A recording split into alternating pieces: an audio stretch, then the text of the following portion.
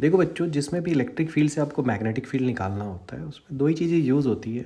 एक तो उनके मैग्नीट्यूड का रेशियो स्पीड ऑफ लाइट के इक्वल होना चाहिए, इलेक्ट्रिक और मैग्नेटिक फील्ड का, और ई क्रॉस बी जो है वो डायरेक्शन यहाँ से निकल जाती है, डायरेक्शन ऑफ प्रोपोगेशन के इक्वल होना चाहिए।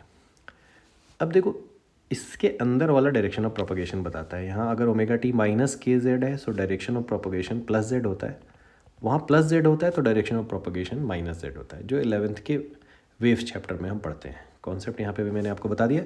Direction of propagation plus Z का मतलब ये वाली वैल्यू है के cap, electric field I cap की डायरेक्शन में। ठीक है, यहाँ पे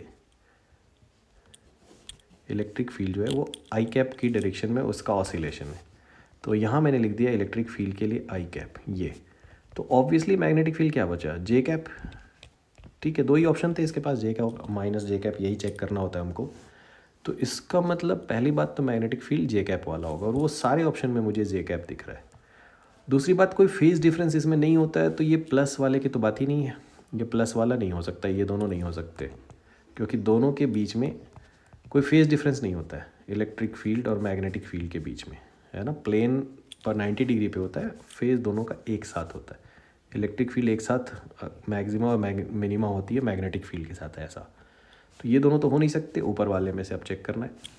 अब देखो, मुझे मैग्नेटिक फील्ड का मैग्नीट्यूड चाहिए यहाँ से ऊपर से, तो वो क्या होगा, ई अपॉन सी। तो जहाँ ई नॉट की वैल्यू थी उसकी जगह ई नॉट अपॉन सी आएगा, मतलब सेकेंड इज योर आंसर। ठीक है, तो दो चीज़ें हमने चेक की कि यहाँ सी से डिवाइड होना चाहिए, और अगर इलेक्ट्रिक फील्ड है आई में मैग्ने और डायरेक्शन ऑफ प्रोपगेशन है इसका जेड में, मतलब के कैप, तो बच गया सिर्फ J cap. So second is your answer.